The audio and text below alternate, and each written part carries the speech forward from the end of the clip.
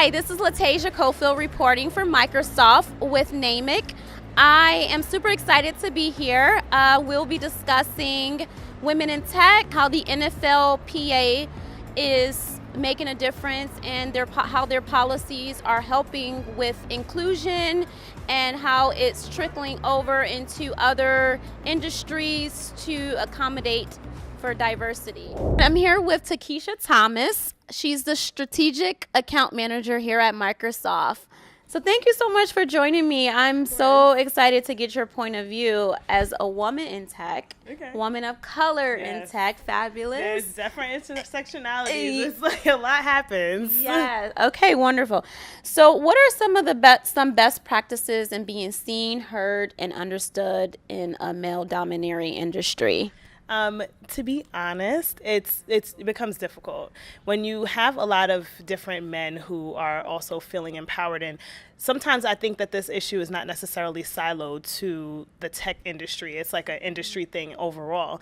Some of the best practices I would say is be bold, be unapologetically bold, and don't be afraid to speak up. Like if you have something to say and you're in that room, like your opinion, your lens is valued, and it's important that you make sure that you speak up. I went to an event for Microsoft in March, and we did something for a summit called Embrace. And so Embrace is EM, and then RACE is all bold and capitalized because they want it to be a very bold type of thing.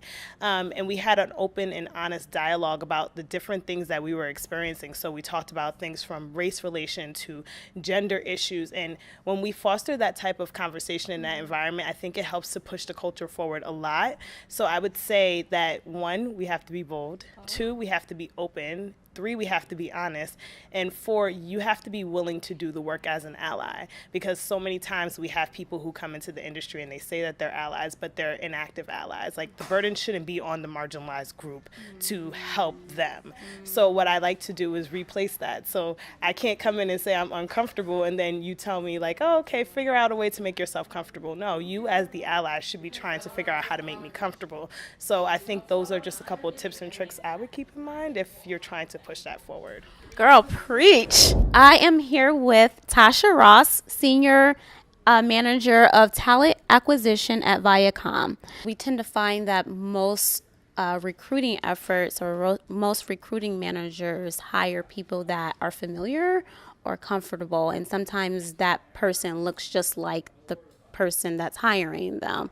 So it's really excellent that you expand and go above and beyond. Do you think diversity should be a desire or should it be a requirement? I mean, I think, and I can only speak for myself, obviously, but I work in the media industry, and I think as we're seeing the demographics change in this country, it's going to be important in the long run for us to make sure that for any industry that we're in, whether it's media or another industry, we want to make sure that we're meeting our consumers' needs or our audience's needs. And in order to do that, you have to make sure that your employees reflect the cultures that you're trying to market to. And I think it's important to have that voice and that seat at the table so that they can weigh in on those kinds of conversations and make sure that those people are making creative decisions that are going to help drive those companies. So I think if we're moving in that direction, it's important to make sure that we're laying the groundwork now.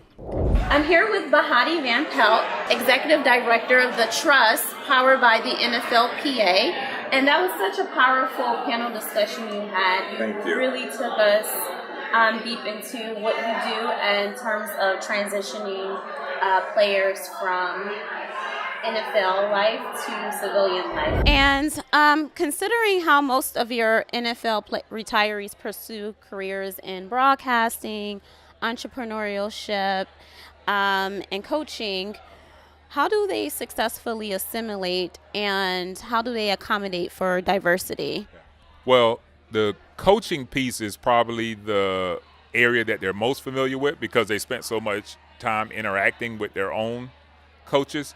The broadcasting space seems to be growing, and I think the reason why is because guys are so, I guess the phrase would be media savvy, but they're so much more engaged with either traditional media or they've developed that skill set of their own branding through social media.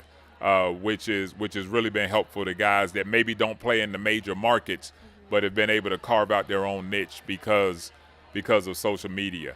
And then the entrepreneur space, I think there's just that sense of guys have been, for lack of a better term, they've been the CEOs of their own corporations as a player.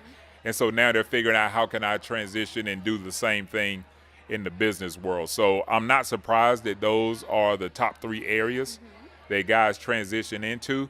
But for us, it's just making sure that we're equipping them with the knowledge and the information so they can make an informed decision.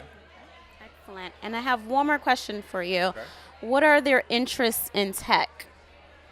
Good question. So I am probably least familiar with the tech space, but I do know that not from the trust side, but from the NFLPA side, they have a one-team collective where it allows guys that have a tech interest to get involved with the NFLPA and different tech in different tech industries. And then it also allows players to gain information. They usually have some different office tours and things during Super Bowl. And then they also get a chance, some players will sit on the committee and get a chance to evaluate proposals from tech companies and understand how they can integrate either themselves or on behalf of the union, integrate the NFLPA and the NFL players into the tech space. And then I'm sure there are some active guys that are doing their own thing when it comes to tech. And then there's even some former players that have kind of ventured out in that space too. I remember the story. We had one guy that developed his own headphones, like a Beats by Dre type headphone. And, him understanding the technical aspects of that, it went more than beyond just how they look. You have to get into how they sound and stuff. So that's a good example of a guy that went from being an active player to a former player and kind of moved into the tech space. Okay, fantastic. Wonderful. All right. Well, thank you so much for your time. I really appreciate it. All and right. Well, thank you for having me. We're looking forward to seeing what the trust does in the future. All right. Thank Okay.